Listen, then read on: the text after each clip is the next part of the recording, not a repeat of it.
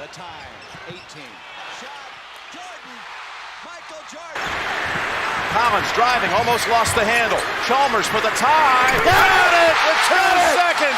Unbelievable. 3 seconds at midcourt. Jenkins Gives it to Jenkins for the championship.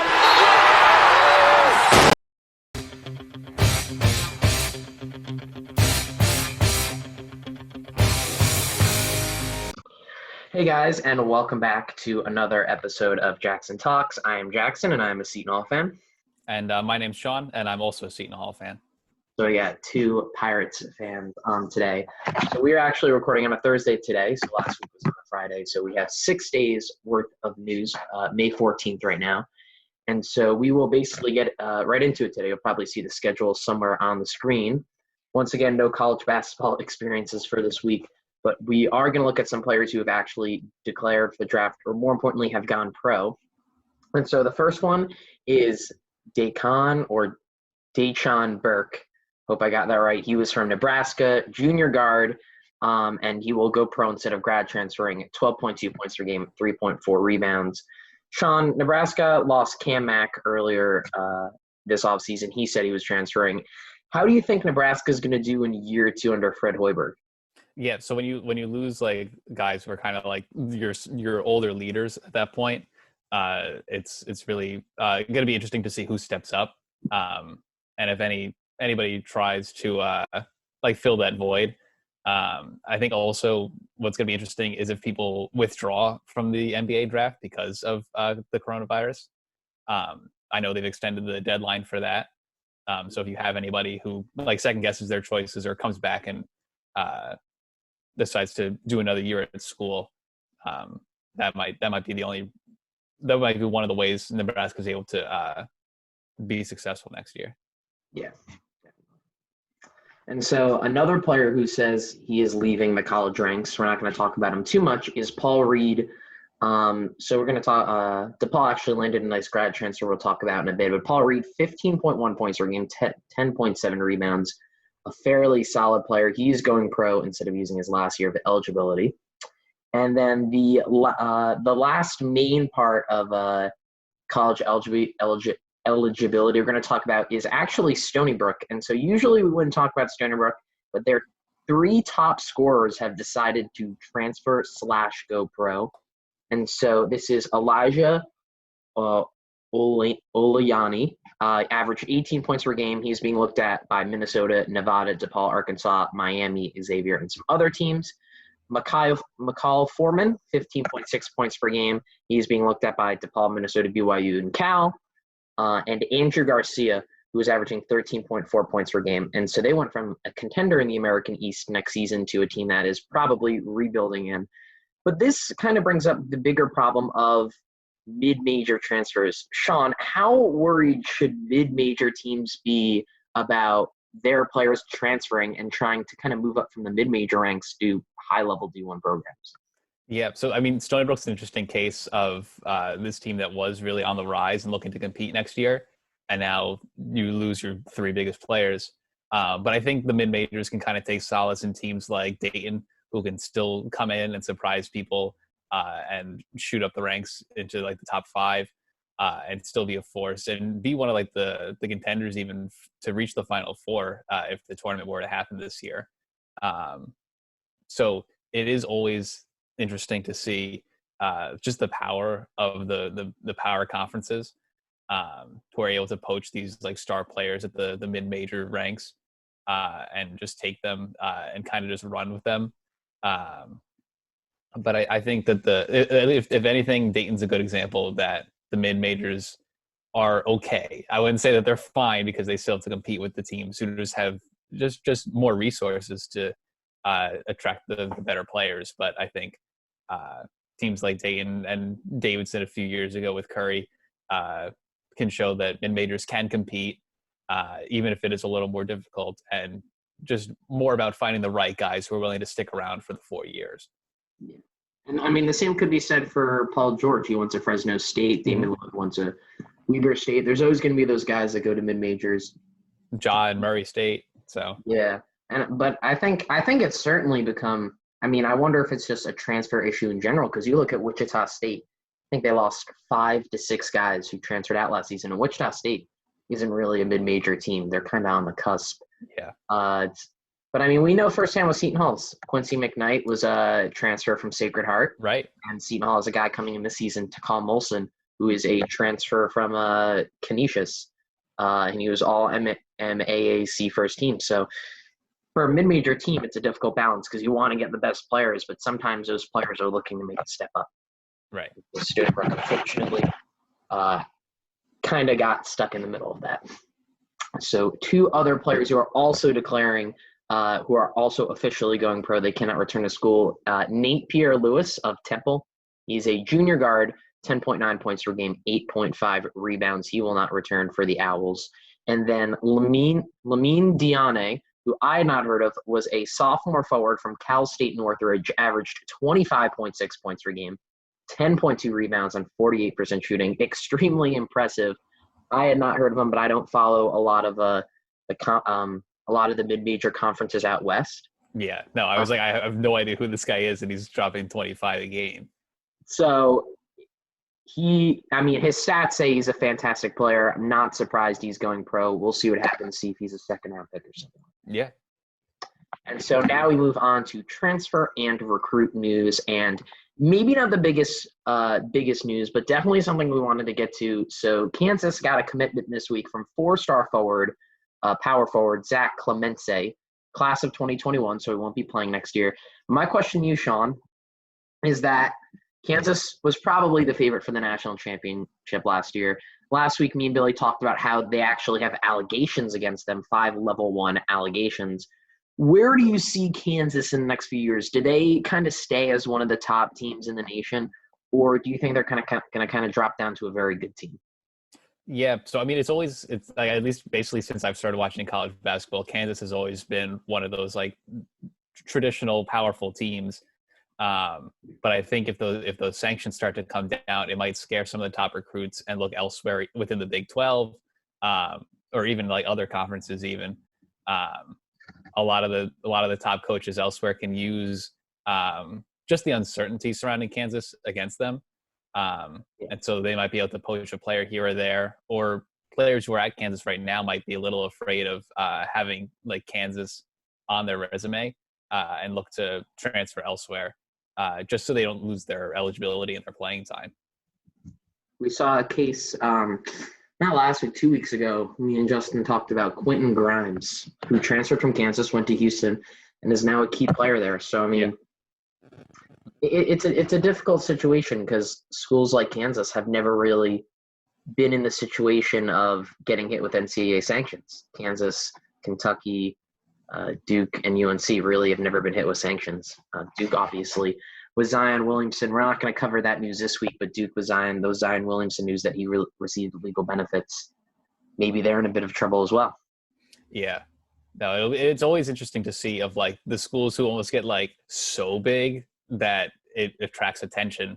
And yeah, like Grimes, like you're competing so much for playing time at those big schools. Even if you're like a top recruit, you might only get like 5-10 minutes a game. So if you go to like a Houston, you become a star and make a name for yourself, that might start to become more and more popular the more and more the NCAA starts to actually look into the schools that might be doing things wrong. Yeah. So some other players that we'll briefly mention also transferred. So we were going to talk. I said I was going to talk about a DePaul transfer. They landed guard Ray Salnave from Monmouth, 14.5 points per game, 4.5 rebounds. He chose DePaul. Obviously, DePaul landed Javon Liberty Freeman earlier this offseason. So, in my opinion, it's been a very good, sneaky offseason for DePaul. And we'll see if they can finally start improving the Big East. Yeah. URI landed sophomore Towson transfer Alan Bertrand, 13.6 points per game on 44% shooting. And then New Mexico landed a UNC freshman guard, Jeremiah Francis, 30.3 points per game, only 23% shooting, but it's always good to land one of those players from those high major schools because he wasn't getting the playing time needed to succeed. Mm-hmm. So we have 2 bits of news actually from Maryland, and I'm going to talk about them both because I do have a question about Maryland in general. They landed a grad transfer, Gatelyn Smith, 3.1 points per game, 2.5 rebounds, 56% shooting. Maybe Maryland can hope that he can fill the role of Jalen Smith. And then they also landed a 4-star 2021 commit this week, Julian Reese. So my question to you, Sean, is Maryland has been one of those teams that has been very good for a while, but hasn't been able to break through. Is Mark, and we're going to be talking a lot about coaches on the hot seat today. Is Mark Turgeon on the hot seat? Sort of. It's always like a weird thing of when you have a school that's consistently towards the top but just can't get over the hump. It's always the question of when do you pull the trigger and change leadership. Just watching Maryland a lot this year, just because they were one of the higher ranked teams, a lot of primetime games. I thought that they were going in the right direction. But at some point, you've got to be able to really make a deep run in the tournament. And if you can't do that, then the coach is just kind of sitting there for no reason, basically. We've Seton Hall, at least, we've kept Willard because we went basically from no tournament appearances to multiple tournament appearances in a row. And so the next step for him even is to make a deeper run. And I feel like this year would have been that for him. And I think Maryland not having the opportunity to run through the tournament with this team that they had is really going to impact their coach's job security of being one of the top teams in the nation. They had a pretty, at least just from like hypothetical tournament runs, they had a good shot to get into like the Sweet 16, maybe the Elite 8. Right. And if that happened, we probably wouldn't be having this conversation right now. But the fact that there was no tournament and there hasn't been a successful tournament run in a long time for Maryland means that it might look like Maryland should at least explore other options at this point. Yeah, I mean, from Maryland's situation, it's tough because schools like Seton Hall went from nothing to making the NCAA tournament, but also Maryland is a huge school. Yeah, it's like one of those schools that should be and it's not like Rutgers where they don't have a fantastic basketball history. Maryland has a consistent basketball history. I'm not sure if they won a national championship, but they certainly were very good in the early 2000s. Mm-hmm. And I mean, they're not bad. This year was a very good year for them, but they should not be a team. I think last NCAA tournament, they were knocked in the round of 32. Yeah. Game winner by Tremont Waters. I remember that because I had Maryland winning that game. But it gets to the point where, like, it's kind of the same at a lot of the other major schools. Like, you look at Texas and Shaka Smart. They have not done anything in a while. I mean, Shaka Smart is on a bigger degree. He's not been making the NCAA tournament. But schools like that, like Texas, should be consistently right. You can think the same about Georgetown, which we'll talk about Georgetown a bit later. Yeah, or Shaka was supposed to be this kind of like next generation of Texas basketball, and it's kind of hasn't started yet. So we're still kind of waiting to see Texas like really make that change, and he's had a couple of recruiting classes now to make that change, and it still hasn't shown up yet. So I think I mean the Big 12 is like a difficult conference, so there's no denying that. Just especially with the emergence of Baylor this year. Of like reaching like the top flight of the country, Kansas as always, and I think Maryland runs into this problem too. The Big 10 is a competitive conference, even if the teams aren't like the best. It's still every game in the conference is a fight. Like Rutgers got better this year. Ohio State's always up there. Iowa reached top 25 this year. So even though it's not like an SEC or an ACC type of conference, it's still like if you can make it out of the Big 10, you should be able to make a deep run into the tournament. The Big 10 was arguably the best conference, I think, in college basketball. Everything just kind of clicked for most of the teams. Right. I think I forget how many exactly they had, but I think they had 6 teams in the top 25 at the end of the year. Yeah, I think they had 9 or 10 teams in the tournament picture. So, I mean, the ACC severely dropped off last year, but it kind of all went to the Big 10. Bad year for Carolina, and like a lot of stuff just fell out for the ACC last year. But so moving on to the remaining transfer news, which we're not going to get to too much in depth. So Wake Forest landed a grad transfer from UNLV, Jode Antonio, 6.9 points per game. So good land for Steve Forbes as he gets some players on his roster. Drew Peterson, we talked about a little bit I think in the first or second episode we talked about him. He was a guard at Rice who we said committed to Minnesota. Well, in that time, he has decommitted and now has recommitted to USC. 11.1 points per game, 6.5 rebounds. And then another player leaving Rice is a grad transfer, a guard, Josh Parrish, 7.5 points per game. He commits to San Diego. And so even though Rice loses two guys, they're actually going to gain someone. They got Trey Clark, who also was a grad transfer from Furman. So a lot of movement going on in Texas.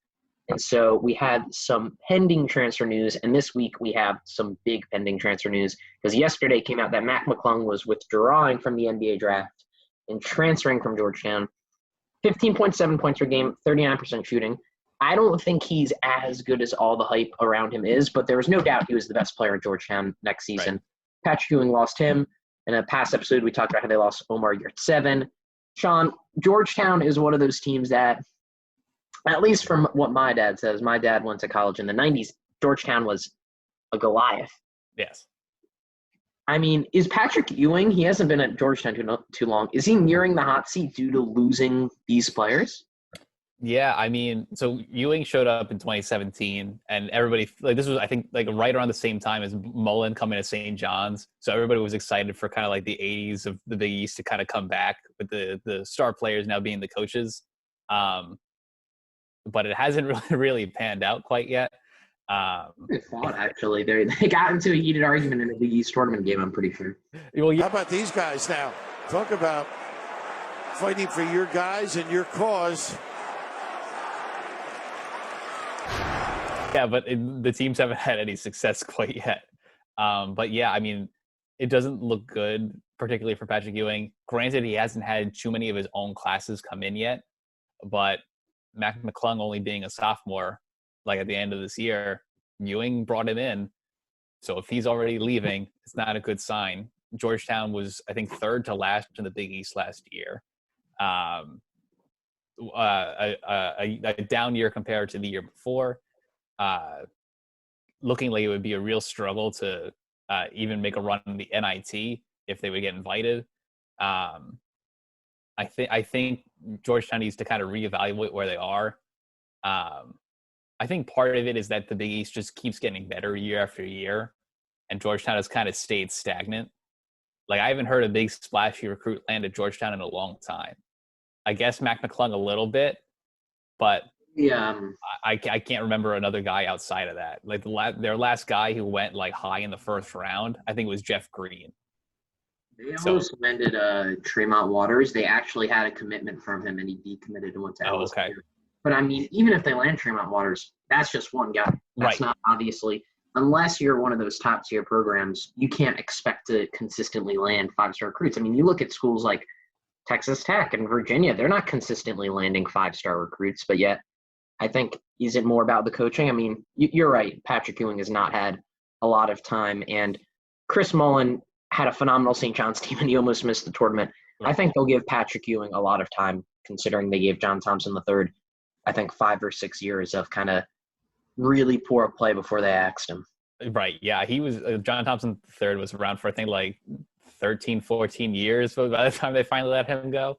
But I think part of it is like the Georgetown tradition that will keep him around, of like John Thompson Jr. was there for like 20 something years. And then John Thompson III was there for like 14 years. There was another coach in between. I forget who exactly, but I feel like Ewing can kind of stick around almost forever just based on his name. So it's always hard to like bring back kind of like the guy and have to fire him. So I'd be very interested to see where Ewing goes next. Because at least for me, Georgetown has always been a school of like rock hard defense and like a big man in the middle who just like locks down and just blocks every shot. So like Ewing, Roy Hibbert, Alonzo Mourning. There hasn't been a big time Georgetown center since Roy Hibbert, really. So I really hope that they can. I mean, I don't want this to happen as a Seton Hall fan, but for the sake of the Georgetown program, they need to like almost. It's hard in the modern game of 3-and-D almost, but you have to like not go back to what worked exactly, but your program tradition runs through your big men and your post players. so that you haven't had a successful post player or a successful forward since Jeff Green, there's something wrong there that has to be reevaluated. And that's a great recruiting pitch to maybe a top big man. Right. Right. Yeah, we'll see what direction Georgetown goes in. Yeah, how many coaches can argue that I won the national championship as the center of this team? I spent 15 years in the NBA as a product of this program, and think about the history of like Ewing, Mourning, Roy Hibbert. If you're an NBA ready center, Georgetown is like a historical program that you'd want to go to, but it has not reflected that in the recruits that they've gotten thus far. Definitely. So moving on, one other player who had transferred this week and had not decided, though, just decided about an hour ago. So we'll mention him, Nogel Eastern from Purdue. 4.9 points per game, 4 rebounds per game, played a lot in that famous Elite Eight game against Virginia. He decided to go to Michigan, so he is transferring. Not sure if he's a sit one, play one, or a grad transfer, but he decides on Michigan. And so now we have some players returning to their schools, and so we're going to go through the ones that are returning, and then actually last is the guy we're going to talk about. So the first guy returning is Jordan Adams. He is a freshman guard from Austin Peay in the OVC. Won the OVC Freshman of the Year, 17.4 points per game. He withdrew from the draft and was returning to the OVC. Fairly difficult conference with Murray State and Belmont. So good for Austin Peay. Mason Faulkner is returning to Western Carolina, 17.7 points per game, 6.1 assists per game, 6 rebounds per game. West Carolina gets him back. Obviously, they play in the fairly tough SoCon Conference, so that's good for them. And then 2 other guys, Cancer Hunter, sophomore guard from Long Beach State, 13.9 points per game, 5 rebounds, is returning. Biggest guy who said he is returning this week, or actually he didn't say he was returning. He got a waiver to return. Was Jordan Bohannon of Iowa. Only played 10 games last year and averaged 8.8 points per game due to his injury problems. But each of the 3 seasons before, he averaged double-digit points. So him and Jack Nunge, who averaged 6 points and 4.6 rebounds, were given waivers to return and play for Iowa again next year. Iowa is obviously waiting on the decision of Luke Garza. Sean, if Luke Garza returns, is Iowa a top 5 team in the nation or a team that is a national championship contender next year? I think that might be a little high.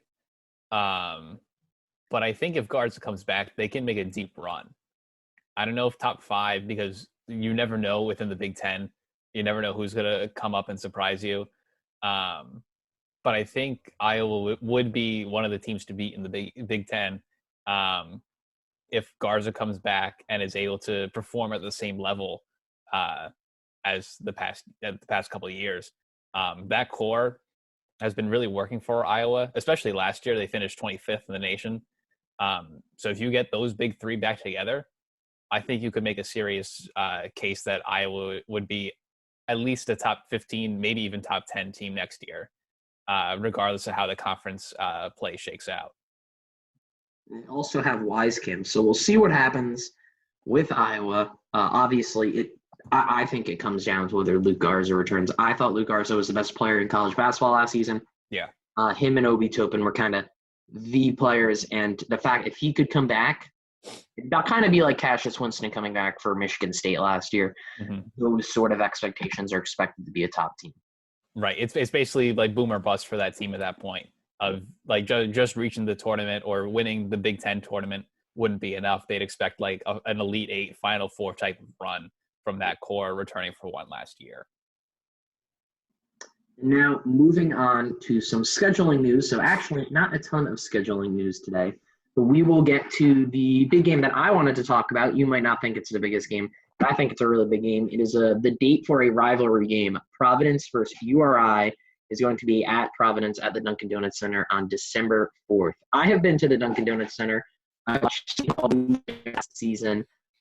So this is a big rivalry game. Sean, I'm not going to ask for a prediction on this because Providence usually makes a lot of late roster moves and the teams aren't completely set yet. But what is your favorite rivalry game in college basketball?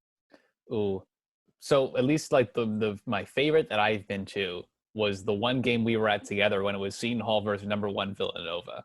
Oh, it was at Prudential Center. Seton Hall was like pretty good. Like they had like a decent amount of like quality players that year, but I don't think they were ranked at the time. And I remember we ran into you and your dad, and then it was myself, my dad, and my grandfather who were there. And it was a last second, just kind of buzzer beater type win for Seton Hall. And that one always sticks with me as one of my favorite kind of Seton Hall rivalry game memories.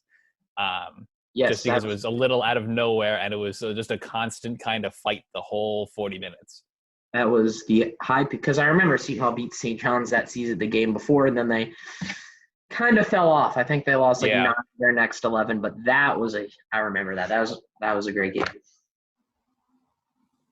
But I think I would like to think that's the biggest rivalry game I've been to. I've also been to a Seton Hall Rutgers game. Ooh, that's nice. In terms of pure rivalry battling, I think 2 other games I got to mention are obviously Duke and UNC. Yeah, that's just unrivaled. That's another level. Like it's impossible to compete with that one. Just the history, decades worth of history, both top teams forever. And then another one I've wanted to always get to is Xavier Cincinnati. I think what is it called? Like the crosstown shootout. Mm-hmm. Obviously a great game. Obviously they had that fight. Going to be a lopsided win for Xavier in their building. And now an altercation, and this is the last thing you want to see. The bench is clear.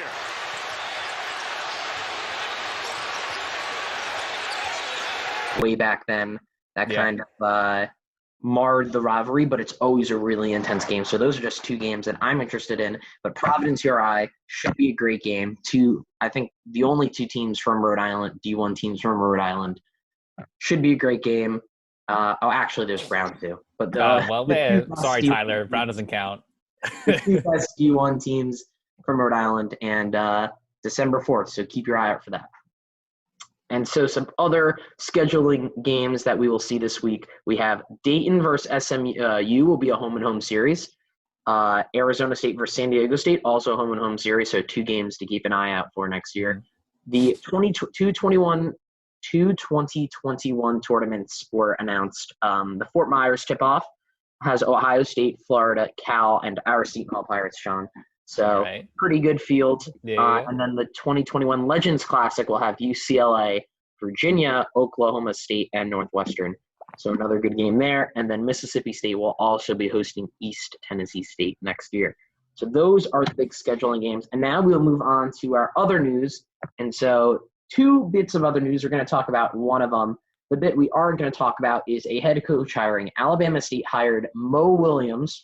Yes, the former NBA player Mo Williams as their head coach. He was previously an assistant at Cal State Northridge, which is exactly where Lamine Diane, the guy who averaged 25 points, 10 rebounds earlier, played. He was an assistant there.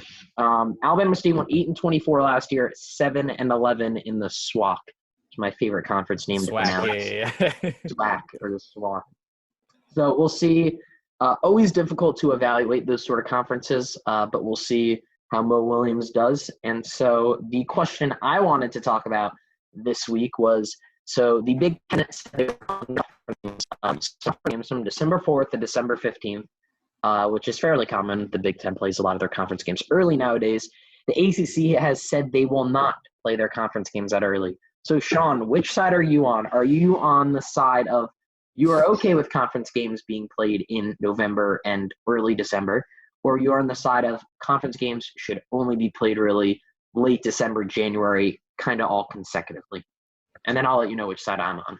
Yeah. So at least for me, like I'm always a big proponent of getting the conference games like started as early as possible. If you can kind of kick off with a big rivalry game, like a St. John Seton Hall at the Garden, like first week of the season, you're already setting like the anticipation and the hype for the season at such a high level. It also helps those non-conference games for like the bigger teams, like a Seton Hall playing, say, like an American, like in the middle of the season. That gives the opportunity for like the other guys to kind of come in, like the younger guys to come in and gain some experience and give the senior leaders a little bit of rest. If you stack all the conference games just between January and end of February, those games mean so much for the whole season, not just like the conference tournament standings, but tournament selection committee. Although I think that's still the same based on the new criteria. I'm not sure. But when you stack all 20 of those games like right on top of each other, having guys take one game off is a serious risk. So if you can start those games in like November and have a couple like non-conference games throughout December and January, you give a little break. And yeah, like the consecutive all 20 games in conference is a whole lot of fun.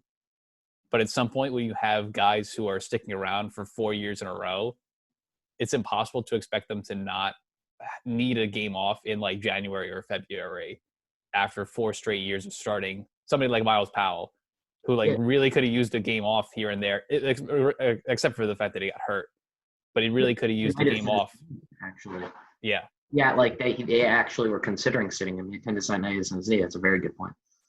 So yeah, as much as like the 20 games in a row is a whole lot of fun, I think if you start those early and then you have like kind of like the lull in the middle, especially like competing against the NBA around Christmas time is always hard.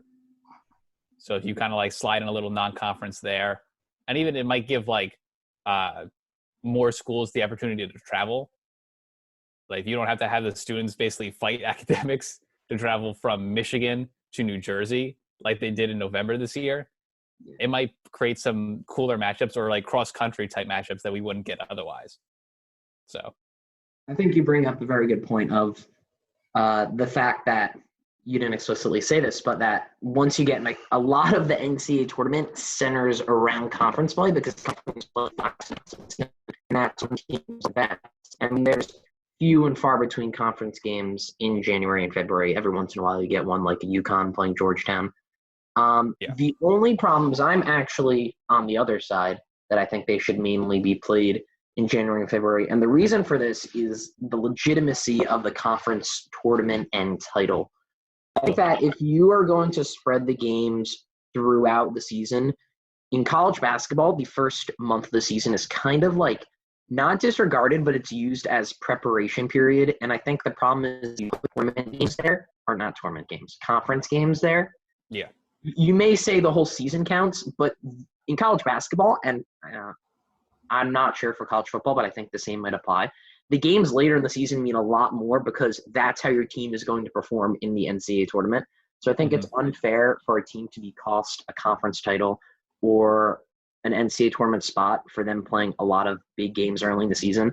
Like if Seton Hall played St. John's early in the season, I think the game would not look good at all. Like the Champions Classic, where they usually have the top 4 teams in the nation play each other, Kentucky, I think, always loses or they always struggle.